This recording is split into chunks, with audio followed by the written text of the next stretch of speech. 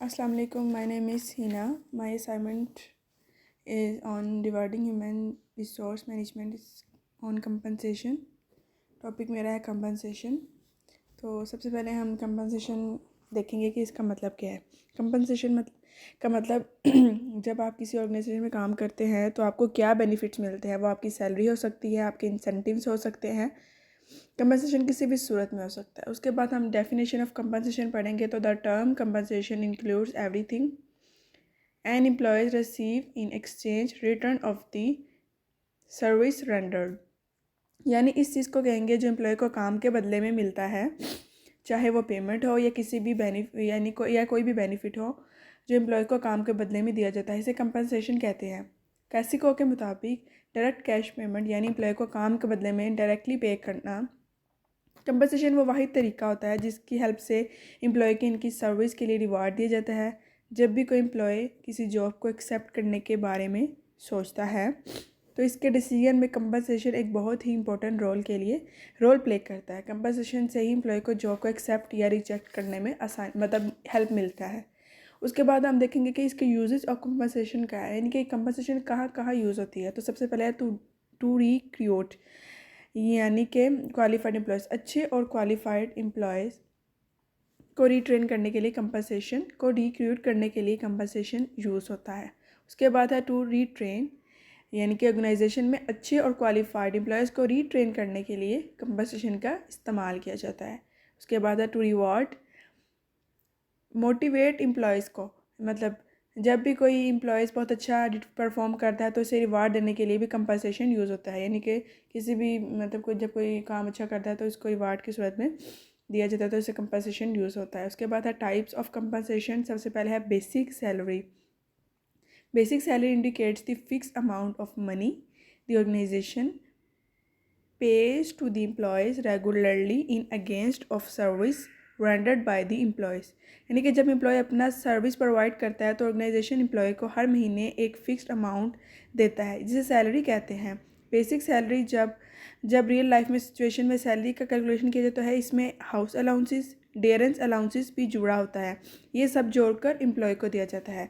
अब हम dearness allowances के बारे में पढ़ते हैं। डियरेंस अलाउंसेस वो होती है जो इसलिए पे की जाती है कि जैसे बढ़ती हुई महंगाई के हमारे दौर आजकल के दौर में महंगाई बढ़ती जा रही है, तो वो इसलिए पे जाती है कि एम्प्लॉय उसके साथ एडजस्ट हो सके।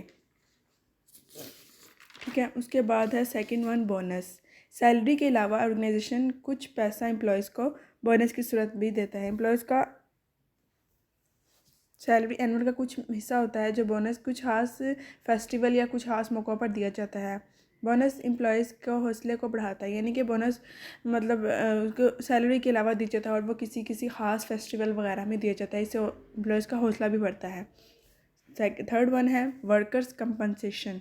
ऐसा हो सकता है कि काम के दौरान कोई भी एम्प्लॉय बीमार हो जाता है या किसी को चोट लग सकती है कि कोई भी सिचुएशन हो जाती है, तो वर्कर कंपनसेशन इसलिए दिया जाता है कि काम के दौरान किसी भी एम्प्लॉय को चोट लग जाए, बीमार पड़ जाए, तो इसका मेडिकल एक्सपेंस को कवर किया जा सकता है। इस सूरत में एम्प्लॉयज़ को कंपनसेशन देने के लिए ऑर्गेनाइजेशन अपने खर्चे से एम्प्लॉय के लिए इंश्योरेंस लेता है। ठीक है। उसके बाद फोर्थ वन है रिटायरमेंट प्लान, यानी कि रिटायरमेंट प्लान को इसलिए अरेंज किया जाता है ताकि जब रिटायर होने के बाद भी एम्प्लॉय को बेनिफिट होता रहे, ताकि एम्प्लॉय को रिटायरमेंट के बाद कुछ पैसे मिलते रहे, इसके लिए इसकी ज़िंदगी आसानी से गुजरे। इसके अलावा ऑर्गेनाइजेशन एम्प्लॉय को सैलरी के कुछ हिस्सा से पैसे काटता है और कुछ अपनी तरफ से कंट्रीब्यूट करता है, और इसके बाद दोनों जो अमाउंट्स होती है जो अपनी तरफ से और जो इसकी सैलरी से होती है उसको कंट्रीब्यूट कर देता है ताकि उसके रिटायरमेंट प्लान के लिए रख जोड़ देता है। उसके बाद है फिफ्थ पॉइंट है पेड हॉलीडेज़। साल के कुछ दिन यानी न्यू ईयर को छुट्टी मिलती है, इसके लिए पैसे भी नहीं काटे जाते, मतलब एम्प्लॉय की पेमेंट के साथ छुट्टी मिलती है, मतलब एम्प्लॉय को पेड हॉलीडेज़ मिलती है, मतलब हॉलीडेज़ उसमें इसको पे भी किया जाता है। सिक्स वन है अवार्ड्स एंड शेयर्स। जब कोई एम्प्लॉयज़ बहुत अच्छा काम करता है या अपने टारगेट को अच्छे तरीके से अचीव करता है तो इसे ऑर्गेनाइजेशन की तरफ से अवार्ड मिलता है। बड़ी बड़ी कंपनी अपने कुछ शेयर ऐसे एम्प्लॉय को अवार्ड की सूरत में देती है ताकि इस एम्प्लॉय कंपनी में रह सके, और इस अवार्ड की वजह से एम्प्लॉयज़ का हौसला भी बढ़ता है। सेवन है sick leave. The number of sick leave days can very greatly among employees. ठीक है, ये इसकी टाइप्स थी। अब हम इसकी इंपॉर्टेंस ऑफ कंपनसेशन पढ़ते हैं। तो सबसे पहले increasing the moral of the employees, यानी एम्प्लॉयज़ का हौसला बढ़ाना। जब एम्प्लॉयज़ को काम के बदले में कंपनसेशन मिलता है तो इससे इनका हौसला बढ़ता है और वह अपने काम के लिए और भी मोटिवेट होता है, और मोटिवेट एम्प्लॉय अपने काम को और भी प्रोडक्टिव तरीके से अचीव करता है। उसके बाद है हायरिंग टॉप एम्प्लॉयज़, यानी कि टॉप एम्प्लॉय को काम पर रखना। Organisation offering better compensation can hire top employees easily. जब ऑर्गेनाइजेशन बेहतर कंपनसेशन ऑफर करता है तो टॉप एम्प्लॉयज़ को काम पर रखना आसान हो जाता है। ऐसा इसलिए होता है कि काम को एक्सेप्ट करते हुए कंपनसेशन कंसीडर करता है, इसलिए एम्प्लॉय कंपनसेशन को देखकर ही जॉब को एक्सेप्ट और रिजेक्ट करता है। ठीक है, उसके बाद थर्ड वन है सेटिस्फेक्शन रिलेटेड विद जॉब। अभी हमने देखा कि एम्प्लॉय कंपनसेशन को मोटिवेट करता है और प्रोडक्टिविटी बढ़ाने में मदद करता है। जब एम्प्लॉय का प्रोडक्टिविटी अच्छे तरीके से होता है तो वो काम के रिजल्ट भी अच्छे आते हैं, जिससे एम्प्लॉय काम से सेटिस्फेक्शन मिलता है, वो अपने काम को सेटिस्फाई होते हैं और अपने काम को मतलब जब वो सेटिस्फाई होंगे तो वो उनका काम ऑटोमेटिक ही अच्छे तरीके से परफॉर्म हो पाएगा। 4 है reduce absenteeism of the employees के एब्सेंटीज होने के काम को कम करना। जब एम्प्लॉयज़ को पता होगा कि किसी काम के बदले में कंपनसेशन मिलता है तो इसका काम में दिल लगता है, एम्प्लॉयज़ का दिल करता है कि वो ऑफिस आकर काम करे, जिससे उसकी एब्सेंटीज में कमी और वो एब्सेंट ना ही हो, क्योंकि इससे इसको बेनिफिट ही होगा। अगर वो एब्सेंट ना होगा वो अच्छे तरीके से अपना काम परफॉर्म करेगा। उसके बाद है 5 abiding by the loss. Government के कानून के मुताबिक एम्प्लॉय से काम करवाने के बाद एम्प्लॉय के कंपनसेशन देना होता है। जब ऑर्गेनाइजेशन एम्प्लॉय को काम के बदले में कंपनसेशन पे करता है तो वो एक तरह से उसके लॉस को अचीव कर रहा होता है, मान रहा होता है, यानी कि अब लॉस को अचीव करता है। ठीक है, ये मेरा टॉपिक फर्स्ट था जिसमें कंपनसेशन। अब सेकंड टॉपिक है परफॉर्मेंस इवैल्यूएशन। परफॉर्मेंस एवेलुएशन के बारे में सबसे हम पहले बात करेंगे। तो सबसे पहले है कि इंसानी वसाइल के इंतज़ाम में कारकर्दगी की जांच और मुनज़्ज़म अमल है, जिसे मुलाजमीन की कारकर्दगी का जायज़ा लेने और पैमाइश करने के इस्तेमाल करते हैं। इसमें आमतौर पर एक महसूस सूरत मुद्दत के आगाज़ में कारकर्दगी के तौक़ात का तयन करना शामिल होता है। परफॉर्मेंस एवेलुएशन के दौरान निगरान या मैनेजर मुलाजमीन के बारे में मुख्तलिफ तरीक़ों से मालूमात इकट्ठे करते हैं, जैसा कि ख़ुद तशख़ीस, हम मरतबा की बराह रास्त मुशाहिदा, इल्म, हुनर वगैरह के जैसे जायज़ा लेते हैं। उसके बाद है हम इसके अहम निकात पढ़ेंगे। तो सबसे पहले है goal setting. Performance evaluation often begin with setting clear and measurable goals for employees to achieve during a specific period, यानी गोल सेटिंग का मतलब है मकसद की तरतीब। परफॉर्मेंस एवेलुएशन का जायज़ा अक्सर मुलाजमीन के लिए मखसूस मुद्दत के दौरान हासिल करने के लिए वाज़िया और काबिल पैमाइश के तयन से शुरू होता है। अब उसके बाद है सेकंड वाला क्राइटेरिया एंड स्टैंडर्ड्स।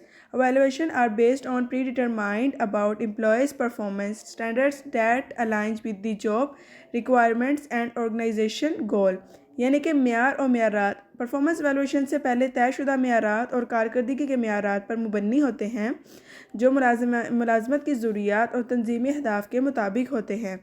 उसके बाद है data collection. Supervisor collect information about employees' performance through various methods, including self-assessment, peer feedback and direct observation, यानी कि डाटा कटा इस तरह की जाता है। निगरान मुख्तलिफ तरीक़ों से मुलाजमीन की कारकर्दगी के बारे में मालूमात जमा करते हैं। ठीक है, उसके बाद है fourth one feedback and communication. Performance evaluation provide an opportunity for supervisor to provide constructive feedback to employees, highlighting their strength and area for improvement. Feedback and communication मतलब तासुरात और मुवासलात, यानी परफॉर्मेंस एवेलुएशन का जायज़ा सुपरवाइज़र को मुलाजमीन की तामीरी आरा फ्राहम करने का मौका देती है और इनकी ताकतों और बेहतरी के शोबों को उजागर करती है।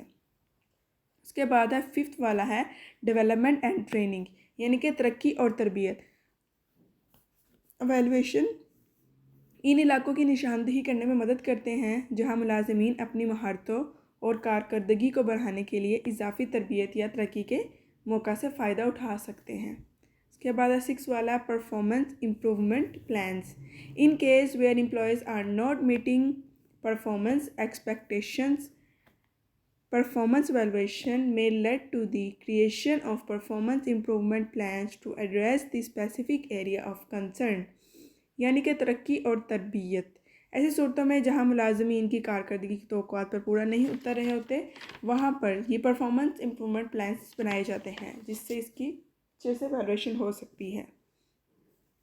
7.1 है reward and recognition. Performance evaluation often serve as a basic for determining reward such as salary increasing, bonus, performance, promotion और recognition for exceptional performance, यानी कि इनामात और पहचान कारकर्दगी का जायज़ा यानी कि अक्सर इनामात का तयन करने की बुनियाद के तौर पर काम करते हैं, जैसे तनख्वाह में इजाफा, बोनस, प्रमोशन और गैर मामूली कारकर्दगी की पहचान होती है। अब लास्ट है परफॉर्मेंस documentation.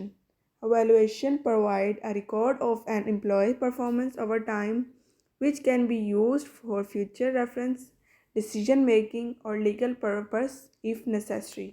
यानी कि कारकर्दगी की दस्तावेज़ात। एवेलुएशन वक्त के साथ मुलाजमीन की कारकर्दगी और रिकॉर्ड फ्राहम करती है, जैसे मुस्तबी के हवाले से फ़ैसला साजी करती है, या अगर ज़रूरी हो तो कानूनी मकासद के लिए इसे इस्तेमाल भी किया जा सकता है।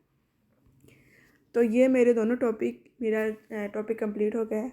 अगर आपको इसमें कोई क्वेश्चन है तो प्लीज़ पूछ लीजिएगा भाई। Thank you so much.